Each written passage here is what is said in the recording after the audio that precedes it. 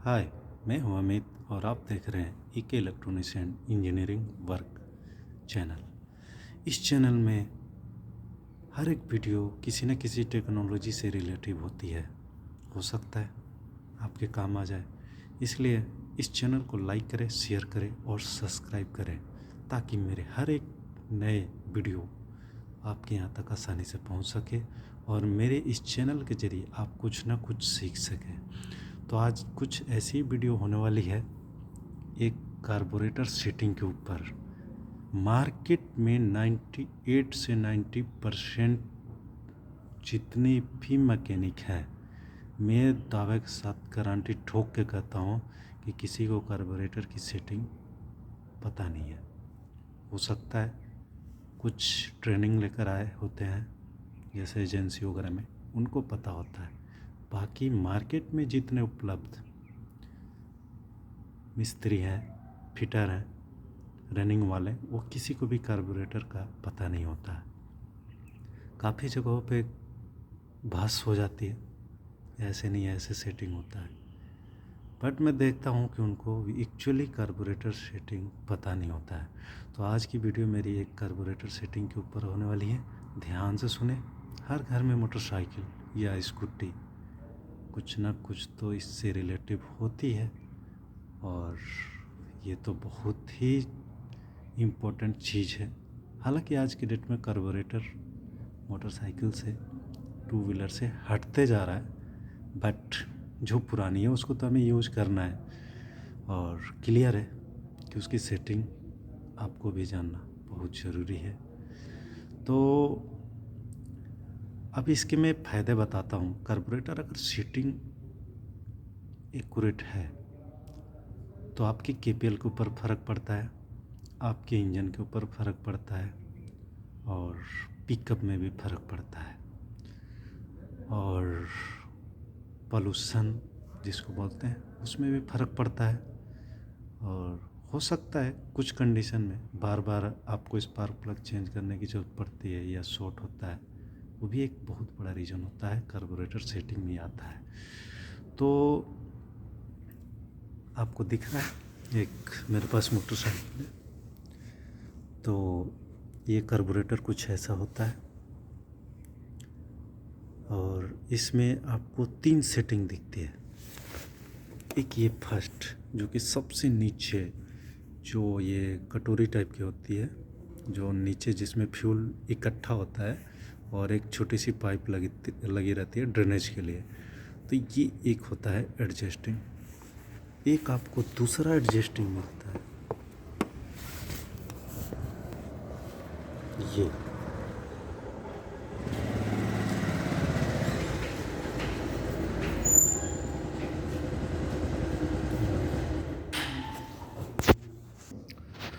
और आपको एक अपोजिट साइड में दिखेगा, दूसरे साइड में ये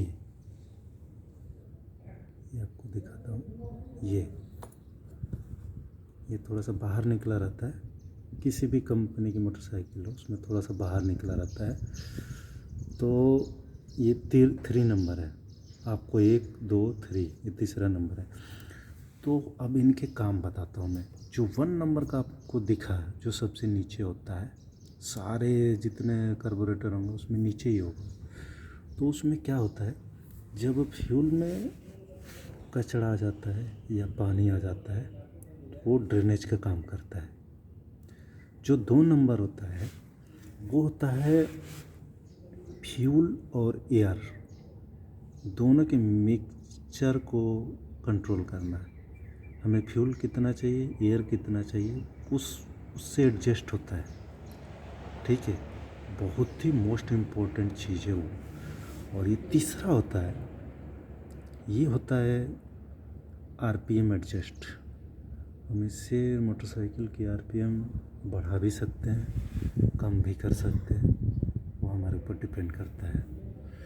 तो ये 3 चीज़ हैं 1 2 3, जिसमें 2 नंबर बहुत ही मोस्ट इम्पोर्टेंट होता है। तो अब बात करते हैं एडजस्टिंग की। एडजस्टिंग की क्या ज़रूरत है? तो जब तक अब कहीं आप किसी डब्बे में आग लगाएं, उसको ढक दें, हवा ना मिले, तो क्या होगा, आग बुझ जाएगी। तो क्लियर है, आग लगने के लिए हवा और पेट्रोल दोनों अगर सही मात्रा में जाए तो अच्छे से अच्छे आग लग सकती है। अगर उसको हवा कम मिले तो क्लियर है कि अच्छे से नहीं जलेगा। अगर उसको हवा ज़्यादा मिले तभी भी क्लियर है कि वो पेट्रोल सही ढंग से जल नहीं पाएगा। तो मोटरसाइकिल को कभी भी, ये बजाज की गाड़ी है और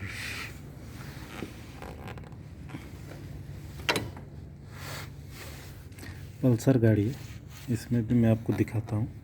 ये देखिए, ये सबसे नीचे 1 नंबर, ये है 2 नंबर और ये है 3 नंबर। इसमें 3 नंबर इस टाइप का कुछ दिया हुआ है, ये आरपीएम को कंट्रोल करने के लिए।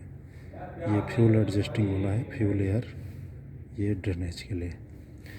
अब इनके मैं काम बताता हूँ। जो 1 नंबर होता है सबसे नीचे, यहाँ से स्टार्ट करेंगे। तो सबसे पहले क्या करते हैं, कभी भी आपको फ्यूल एडजस्ट करना है तो पहले उसको खोलिए। तो ये छोटा जो पाइप इसके नीचे लगा रहता है, ड्रेनेज पाइप इसके नीचे लगा रहता है जस्ट ये। तो इससे क्या होगा, फ्यूल जो पेट्रोल होगा वो नीचे निकलता है, ड्रेन होता है। तो उससे क्या होता है, कार्बोरेटर में जो पानी, जो कचरा, थोड़ा बहुत डस्ट रहता है, वो क्या होता है, इस पाइप के ज़रिए नीचे फ्लश आउट हो जाता है। और इसके बाद उसको जस्ट थोड़ा सा निकालिए, आपको लग रहा है कि पेट्रोल क्लीन हो गया, आप उस नट को जैसे थे वैसे ही टाइट कर दीजिए। और ध्यान दें, इतना भी टाइट ना कर दें कि कार्बोरेटर टूट जाए, क्योंकि ये एल्युमिनियम मेटल का बना हुआ आता है तो डैमेज होने का भी डर रहता है। तो आप उसी हिसाब से टाइट करें ताकि आपका पेट्रोल बंद हो जाए बट कुछ टूट फूट ना हो।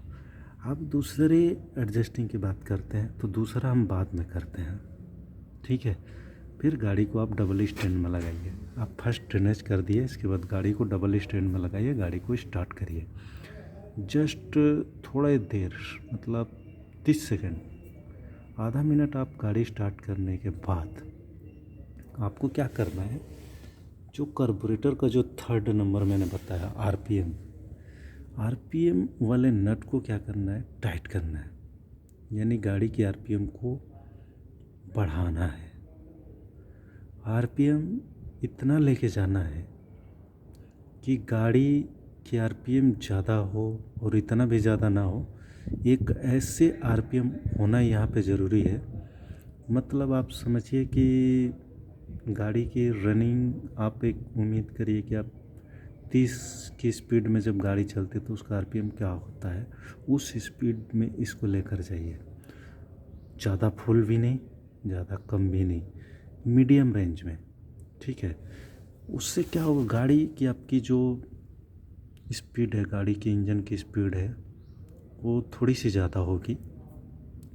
और इसके बाद आपको क्या करना है, 2 नंबर को यूज करना है। इसकी स्पीड को ज़्यादा ही रखना है और इसके बाद 2 नंबर पे जाना है। 2 नंबर एडजस्टिंग जो है उस नट के ऊपर जाना है और उसको आप टेस्टर या किसी छोटे स्क्रू से आप जैसे जैसे उसको एक बार हल्का सा टाइट करें, फिर हल्का सा लूज की तरफ करें। मतलब 2 राउंड जैसे आप करेंगे ना, एंटी क्लॉकवाइज, क्लॉकवाइज, दोनों साइड में आप उसको जैसे एक बार खोलेंगे, एक बार टाइट करेंगे, तो उससे आपके इंजन में ना आपको महसूस होगा कि मेरा इंजन तेज़ हो रहा है या कम हो रहा है, ठीक है। एक तो आरपीएम यहाँ से भी एडजस्ट होता है। आपको 3 नंबर से तो आपने कर ही रखा है आरपीएम ज़्यादा, बट 2 नंबर में भी आप उसको जब करेंगे एडजस्ट, आप उसको लूज करें, टाइट करें, तो आपको महसूस होगा कि हमारे इंजन की जो आरपीएम है बढ़ रहा है, घट रहा है। वही आपको ध्यान देना है। वहाँ पे क्या है, इंजन की आरपीएम जिधर को बढ़ रहा है उधर को आपको, अगर टाइट करने में बढ़ रहा है तो ध्यान देना है कि आपको टाइट ही करना है। अगर लूज करने से इंजन की आरपीएम बढ़ रही है तो लूज करना है। ये आपको ध्यान देना चाहिए इंजन की आरपीएम किधर बढ़ रहा है। तो जिधर बढ़ रहा है और वहाँ एकदम बारीकी से बढ़ाएं, धीरे धीरे धीरे धीरे करके आपका इंजन की आरपीएम जो है बढ़ता जाएगा। एक उसकी भी लिमिट आएगी और धीरे धीरे करना है इसको। और जैसे आरपीएम घटने लगा तो आपको होल्ड करना है, उसको उस पोजीशन पे ले जाना है कि इंजन की आरपीएम अब उससे ज़्यादा बढ़े भी ना और उससे ज़्यादा घटे भी ना। एक ऐसा पॉइंट आएगा, आपको एक ऐसा पॉइंट मिलेगा जहाँ की इंजन की आरपीएम हाई लेवल पे होगी और उससे थोड़ा भी एडजस्ट करेंगे तो इंजन की आरपीएम डाउन होने लगेगी। तो उसको उसी पोजीशन पे ले जाकर होल्ड कर देना है। वो आपका होता है सबसे बेस्ट पॉइंट एडजस्टिंग का। और जैसे आपका 2 नंबर एडजस्ट हो जाए, वापस आप 3 नंबर पे आएँ और 3 नंबर को फिर वापस आरपीएम को डाउन करना शुरू करें, यानी उसको लूज करना शुरू करें। इस नट को जो है एंटी क्लॉकवाइज आप घुमाना शुरू करें और उसको बेसिक आरपीएम पे, यानी जो हमें रिक्वायरमेंट होती है जितना हम कम कर सकें। इंजन बंद नहीं होना चाहिए, इंजन वाइब्रेट करने लगे उस लेवल पर ला के उसको छोड़ दें। ठंडी में थोड़ी सी ज़्यादा ज़रूरत पड़ती है, तो उस कंडीशन में तो आपका इंजन वार्म अप रहेगा। तो मैं कहूँगा कि एकदम इंजन को वाइब्रेट मोड पे मत ले जाए, थोड़ा सा हाई रखें, क्योंकि इंजन उस टाइम आपका वार्म अप हो गया होता है। तो ठंडी में थोड़ी सी दिक्कत आती है, तो ठंडी में आप थोड़ा सा एक थ्रेड थोड़ा सा टाइट कर सकते हैं, बट गर्मी में चलेगा। इंजन अगर वाइब्रेट मोड में है तो चलेगा। और आप देखिए, आप इसके बाद गाड़ी को यूज़ करके देखिए, अगर आपकी गाड़ी ना 50 की एवरेज दे रही होगी तो मैं गारंटी देता हूँ कि 55-56 से तो ऊपर क्रॉस हो ही जाएगा। हो सकता है किसी किसी कंडीशन में 60 भी क्रॉस हो जाती है गाड़ी। तो ये चीज़ आप करके देखिए अपने गाड़ी में, और यही होता है फ्यूल एडजस्ट। सबसे बेस्ट तरीका एडजस्ट करने का यही तरीका है। तो मुझे उम्मीद है कि आपने कार्बोरेटर सेटिंग का आज बिल्कुल मेरे से ट्रेनिंग लिया और अच्छे से सीखा। और मैं उम्मीद करता हूँ कि आप इस वीडियो को ज़्यादा से ज़्यादा लोगों के पास शेयर करेंगे, ताकि लोग अपने मोटरसाइकिल के कार्बोरेटर कम से कम तो सीखना सीख ही लें। धन्यवाद। बहुत जल्द मिलेंगे आपको दूसरे एक नए वीडियो के साथ। Bye bye.